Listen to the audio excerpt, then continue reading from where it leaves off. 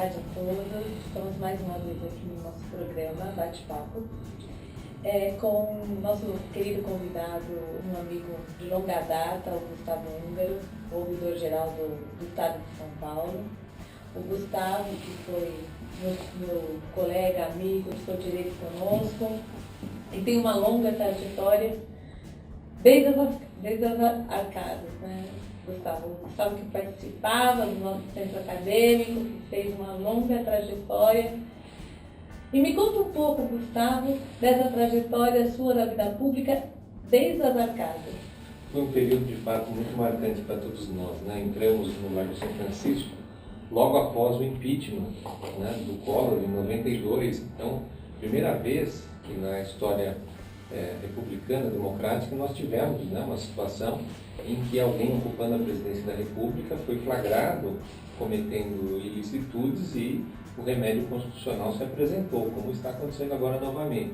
Então, naquele momento, acho que toda a nossa geração, né, Ana Paula, passou por uma politização durante o colegial, fruto do momento histórico, né, em que tivemos, logo após a primeira eleição presidencial direta, né, depois de 2 décadas com a ditadura militar, essa oportunidade de escolher o presidente e, em seguida, uma decepção, né?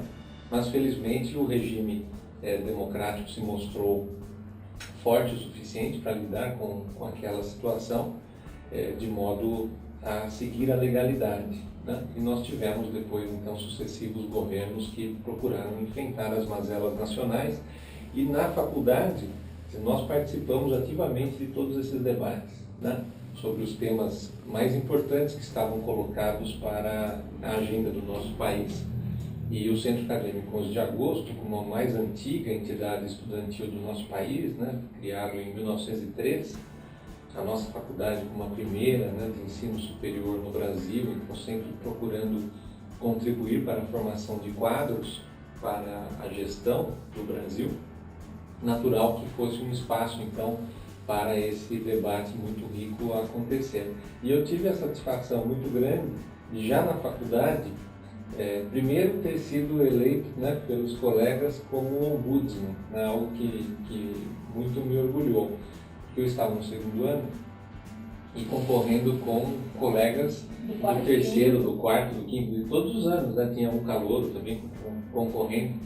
E foi a minha primeira eleição, né, com o resultado exitoso. Me deu a oportunidade, então, por um ano, atuar como ombudsman, né, de modo que, então, já naquele ano de 94, eu pude desempenhar um pouco as funções que hoje eu fui chamado novamente a desenvolvê-las. E isso acabou acontecendo em diversos momentos da minha vida. Os temas que me motivaram no tempo das arcadas acabaram se apresentando novamente em jornadas públicas ao longo da minha atuação profissional. Eu me lembro que quando eu estive na presidência do Centro Acadêmico 11 de Agosto, em 96, uma das nossas principais bandeiras políticas, né, da instituição era a reforma agrária. Depois, alguns anos depois, eu fui chamado a coordenar a reforma agrária no estado de São Paulo, né, dirigindo o Instituto de Terras.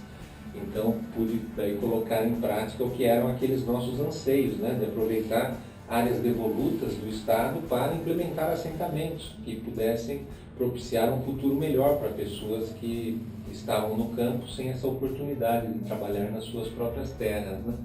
Também o reconhecimento das comunidades quilombolas, a regularização fundiária que beneficia famílias pobres, né, que não têm o título dos seus imóveis. Então, trabalhos ligados a essa temática que eu tive a oportunidade de desenvolver e que estavam presentes desde o nosso momento inicial, né, na faculdade. Então, é muito bom estar aqui com você, relembrando esses momentos e tratando, né, de assuntos que são de interesse geral.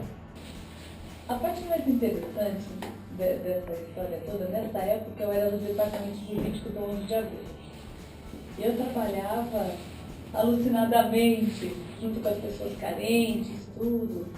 E nós tínhamos um contato direto com a sociedade carente de São Paulo, aquelas que realmente necessitavam, com as pessoas que não tinham nem o documento não se tratava nem da pessoa que morava, mas até com o indigente, com aquela pessoa que não morava, que não tinha nem moradia, que não tinha condições, que não tinha nenhum documento, não tinha nem o que comer. Nós dávamos ali uma condição mínima de cidadania para aquelas pessoas que vinham, enfrentavam aquela fila enorme para conseguir uma senha, para conseguir uma condição de cidadão, né? Que algum direito que talvez ela tivesse para conseguir. E engraçado que naquela época a gente não imaginava que, por exemplo, o impeachment de uma pessoa eleita fosse um golpe. Não havia na nossa condição, na nossa concepção de juridicidade, retirar alguém que cometesse uma ilicitude não estava atrelada à palavra golpe, estava atrelada a algo democrático. Dar a alguma coisa, um direito a outrem, estava também atrelada à palavra, a democracia. Fazer reforma agrária de forma lícita, ou seja, através de terras devolutas, estava também ligada à palavra democracia. Hoje, o que você entende? Você acha que a polarização de direitos está dando cores, vamos dizer assim, a palavra democracia? Ou seja, está dividindo, dando âmbitos diferentes à palavra democracia? Diferente de quando nós éramos estudantes, ou seja, está dividindo, dando partidos à palavra democracia? É uma análise interessante a ser feita. Eu acho que o embate político-partidário é que está causando uma certa interessada confusão, né, em relação a conceitos que, como você realçou agora, sempre foram muito claros para todos nós, né? Se um governante assume uma posição por eleição, mas viola com os seus deveres, trai, né, a confiança dos seus eleitores, ele não tem direito ilimitado ao exercício daquela função sem quaisquer parâmetros, né? Todos estão obrigados a seguir a legalidade. É isso que dá a garantia do nosso regime democrático. Não existe mais o tempo, né, que é de um passado longínquo, em que o governante fazia o que bem entendia, né? Aquela lógica do the king can do no wrong, quer dizer, como que se vai imaginar hoje que um governante possa ser como um rei que não erra, que não pode ser questionado, né, que não pode ser chamado à sua responsabilidade. Isso é de um passado absolutista incompatível, né, com o momento atual de participação das pessoas no governo, de controle da sociedade, de transparência, de necessidade de prestação de contas e de seguir as regras colocadas, né, por um parlamento que procura representar a população. Assim é o modelo nosso, né?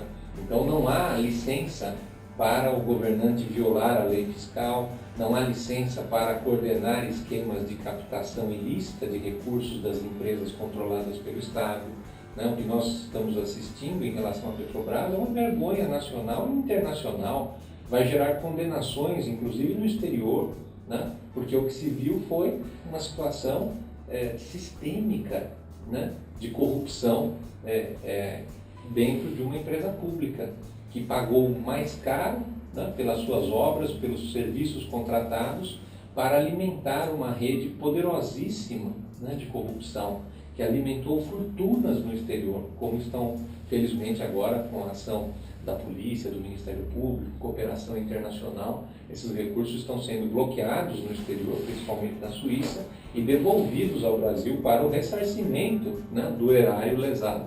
Então essa é uma situação que claramente clama por providências dentro do que a Constituição prevê, dentro do que as nossas leis prevêem. A sociedade não pode ser refém, né, de qualquer governo que se pretenda acima, né, da legalidade. Não existe isso. Não, o Estado democrático de direito pressupõe a submissão de todos à lei, a começar pelos governantes, que estão lá para representar a população e que estão, então, portanto, com esse vínculo, né, de deveres, que uma vez descumpridos, violados e com a gravidade que se vê hoje novamente, né, na situação atual, quer dizer, uma violação gravíssima à lei de responsabilidade fiscal, que é uma conquista do Brasil, quando se estabeleceu a estabilidade econômica, né, superando um histórico de inflação que tirava o dinheiro dos mais pobres, né, para garantir renda daqueles que tinham condição, então, de lidar com a ciranda financeira, e isso não pode ter retrocesso. Então, essas violações fiscais e morais, né, há também a legalidade e a moralidade administrativa por meio do desvio de recursos pela corrupção, não são toleráveis, né, precisam ser rechaçados.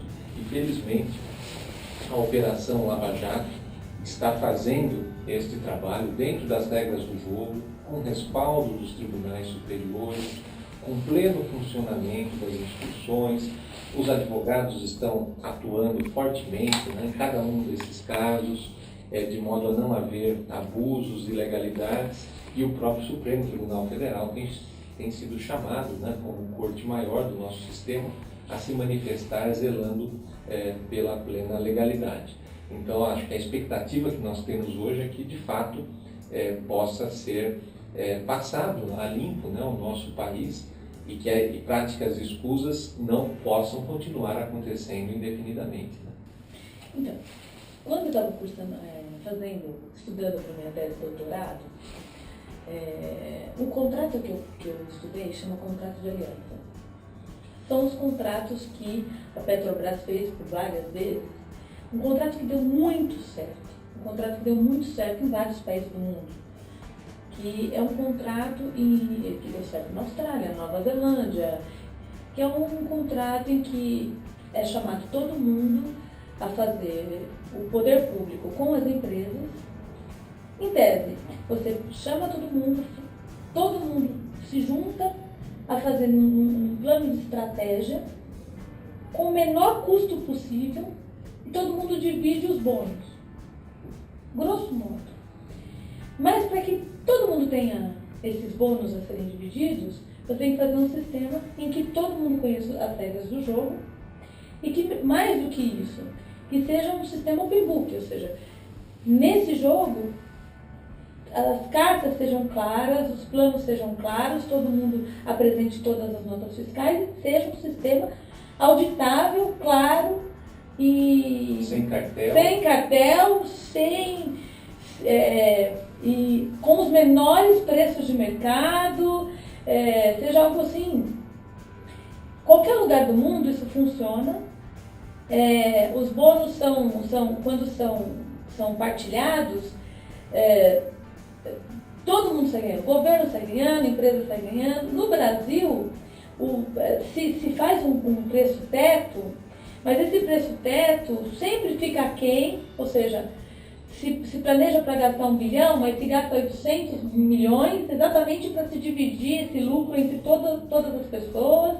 No Brasil não se limitaram, não se fazia limites de gastos, então se podia gastar 1, mas se extrapolou 1, se gasta 2, ou 3, ou 10, ou seja, um dos contratos que eu analisei foi o caso da CITEP, que foi analisado pelo TCU, não tinha plano, não tinha meta, não tinha nada, e não foi entregue a obra, então podia tudo. Então não era um contrato de aliança, era um plano onde tudo se podia ser feito. Ou seja, era um plano, se deu o nome de contrato de aliança, que era um contrato que não era no esquema de licitação, no nosso ordenamento jurídico, em tese podia ser feito, mas desvirtuaram um contrato que no mundo inteiro dá certo, só para dar errado no Brasil. E ainda foram sustentar perante o TCU, não, mas esse é o contrato de aliança, é assim que é feito. Não é assim que é feito. Assim não é feito. No mundo inteiro deu certo porque existe boa fé. No mundo inteiro existe boa fé. Aqui no Brasil, as pessoas envolvidas nesse contrato não agiram de boa fé. Então eu vejo as pessoas defenderem que há boa fé. Não há boa fé. Boa fé é quando existe um sistema em que todas as partes mostram as qualidades, mostram o open book, mostram que pagaram o mínimo. Eles tinham um sistema em que 20% do contrato não se apresentava notas. não se apresentava custo, 20% de contratos de bilhões. Como 20% você não vai mostrar notas de 20%?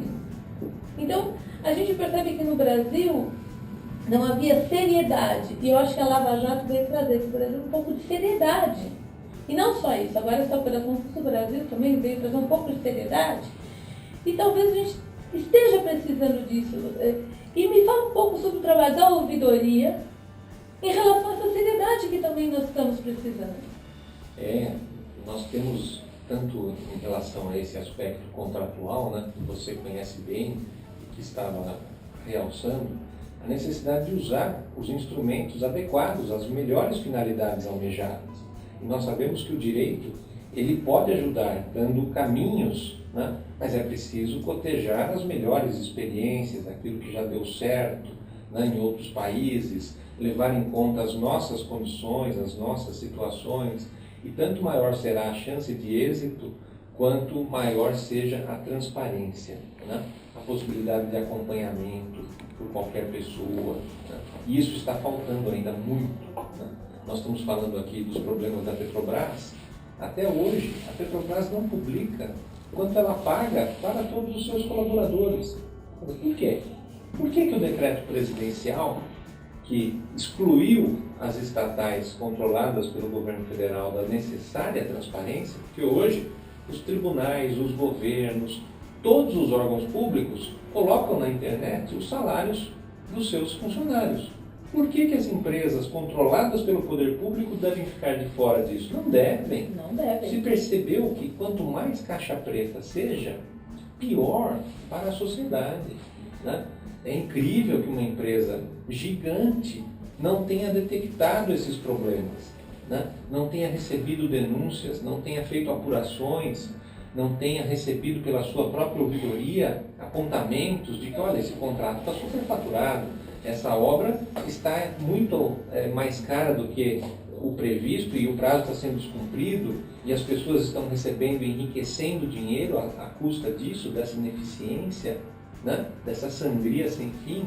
Quer dizer, será que as auditorias não pegaram nada do que estava acontecendo? Né? É incrível, então, como se faz necessária uma política de melhoria da governança das estatais, com mais transparência, com mais controle preventivo, com canais, né, para essas interações necessárias e com a seriedade dos trabalhos na área do controle interno, né, que devem envolver a auditoria, a parte correcional, a parte de ouvidoria, né, com um canal permanente para a participação de qualquer interessado e uma forte, vigorosa estratégia de transparência, né, porque isso pode então prevenir situações graves.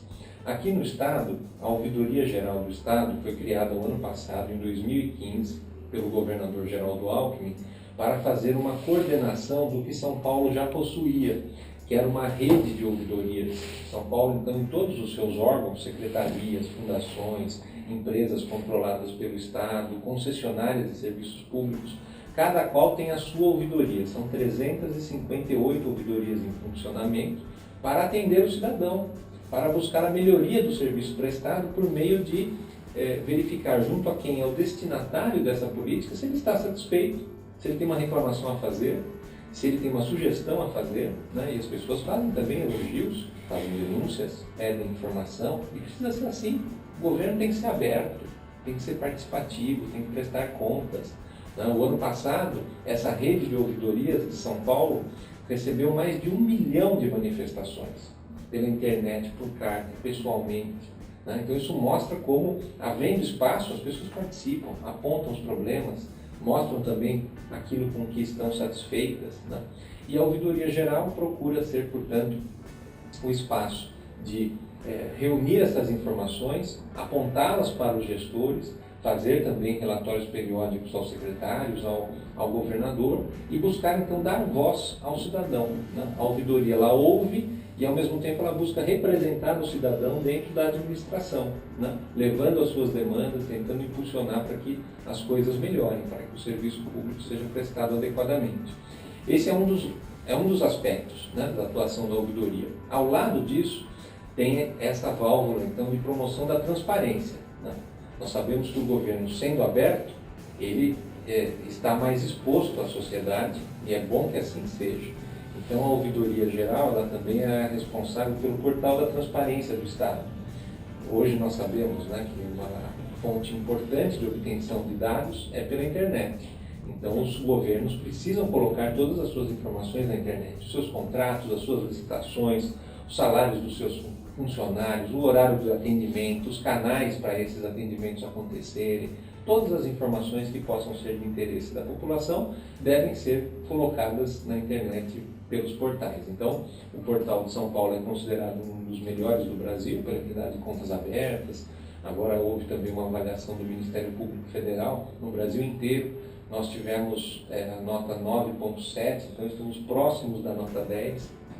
Nós tivemos também uma avaliação recente feita pela Controladoria Geral da União em relação ao funcionamento de um outro instrumento de transparência fundamental, que é a Lei de Acesso à Informação, né? Pela qual qualquer pessoa tem direito a receber do Estado, do poder público, uma informação que seja de interesse geral, preservando-se apenas os dados pessoais e aquelas informações relacionadas com segurança da sociedade e do Estado. Então, a Lei de Acesso é um instrumento poderoso para o cidadão. Já estava prevista na nossa Constituição essa garantia, né, de que os dados públicos são de todos, não são do funcionário que esteja exercendo aquela atividade numa unidade pública. Ele é um mero, ele tem a responsabilidade de zelar por aquela informação, mas deve disponibilizá-la sempre que assim haja interesse. Então, a Lei de Acesso à Informação conta com um serviço de informações ao cidadão, pelo qual é possível recorrer quando não haja o atendimento. Então, a ouvidoria também atua como instância recursal nesse sistema, buscando garantir a efetividade do acesso à informação. E na avaliação feita pela CGU com o IBGE, testou-se o funcionamento desse sistema no Brasil inteiro, e aqui em São Paulo já foram feitas 2 avaliações. Felizmente, nas 2 nós tivemos nota 10. Então, garante-se que o cidadão que peça um documento, ele tem que ser atendido em 20 dias. Se não for, ele pode recorrer à Ouvidoria Geral, e a Ouvidoria Geral analisa o caso. Se não houver nenhuma daquelas situações excepcionais, garante-se o fornecimento do documento público. Isso demonstra que está havendo uma seriedade do governo em dar efetividade à própria legislação que garante o documento ao cidadão. Porque hoje é uma obrigação legal. É uma obrigação legal, né? Então, por isso que já passou da hora de ser revogado o decreto federal que excluiu as empresas controladas, né, pelo poder público no nível da União, de prestarem contas, de colocarem na internet os salários dos seus colaboradores. Aqui em São Paulo, todos os salários pagos nas estatais estão no portal da transparência, assim como de todas as secretarias, de todas as fundações públicas, de todas as autarquias. A transparência tem que ser total, porque aí facilita o chamado controle social, né? Que é aquele acompanhamento difuso que qualquer cidadão pode fazer, né? Conhecendo uma situação, ele pode pesquisar na internet se aquilo parece razoável ou não, né? Desde que ele tenha acesso a esses dados. Então, são instrumentos poderosos, né? Que estão sendo difundidos hoje, inclusive, em escala internacional, né? Nós estamos recebendo o representante da Transparência Internacional, e também há uma mobilização dos países, né? Na chamada Parceria para o Governo Aberto, a Open Government Partnership, que reúne vários países desenvolvidos do mundo e em desenvolvimento, nessa agenda, né, de participação, de transparência, de usar a tecnologia para fortalecer a cidadania, né, para permitir que então os governos sejam abertos, prestem contas e cumpram com os seus deveres. A intenção é que essa nova geração, acostumada a hackear a internet, ela seja mais cidadã do que inclusive a nossa geração e a geração anterior, né? Ela seja mais ativa, mais presente, mais cidadã do que até a nossa geração, né? Essa é a intenção. Que ela não seja mais iludida, vamos dizer assim, que ela esteja mais presente pelo acesso que ela terá aos dados. Fica aí, talvez, a a necessidade de educar essa nova geração a entender os dados. Então, essa talvez seja a tarefa mais difícil, a que ela seja capaz de entender os dados que ela terá à disposição. Porque hoje há muita informação circulando, E é possível tê-las na palma da mão, né? Hoje, com o avanço tecnológico, as pessoas interagem remotamente com múltiplas pessoas, múltiplas situações, e é possível saber o que está acontecendo do outro lado do mundo com apenas alguns toques numa tela, né? Então é um avanço fantástico, que também gera esse desafio, né, de organizar a própria compreensão para não se perder, né, nesse universo de dados disponíveis. De dados disponíveis. Então, assim, eu acho que a nossa geração é uma geração, até digo, mais educada de compreensão dos fatos, talvez porque nós tivemos que vivê-lo, né? Nós temos um feedback um pouco maior, porque essa geração que está aí vivendo essa controvérsia toda. No entanto, eles estão vivendo a geração da internet, dos dados, de tudo. Então, fica aí esse desafio de ensiná-los a entender os dados como estão sendo lançados, né?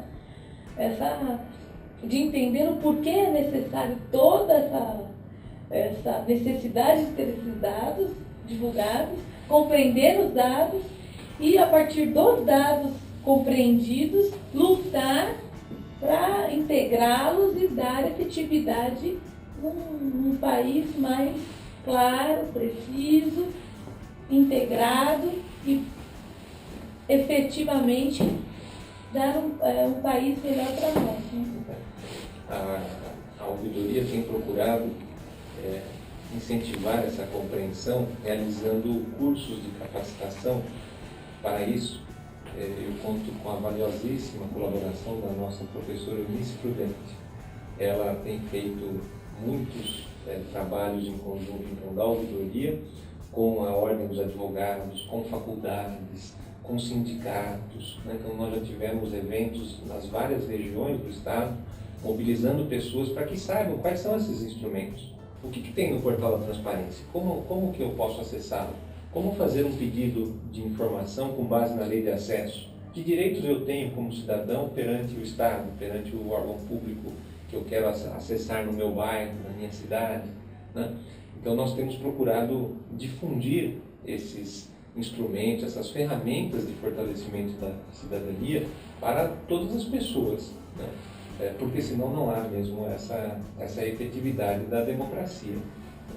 Então a nossa intenção tem sido essa, né? Que as pessoas acompanhem o portal da transparência, que possam interagir com o governo, né? Pedindo informações, participando das decisões, acompanhando como é utilizado o recurso público que é arrecadado pela contribuição de todos, né?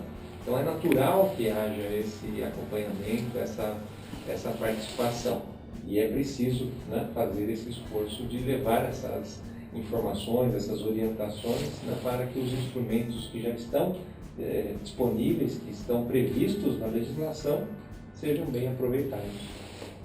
Gustavo, eu gostaria de agradecer a sua presença aqui, gostaria de agradecê-lo novamente e gostaria de convidá-lo para vir em outra oportunidade, falarmos sobre outros assuntos aqui na Luxos Magazine, no Grupo Luxos. Uma boa tarde para você, é sempre muito bom vê-lo aqui. Muito obrigado, a satisfação é minha, estou à disposição para voltar. Gostei bastante do bate-papo com você, Ana Paula Bergamasco, minha dileta amiga de turma. Obrigada, boa tarde, amigos.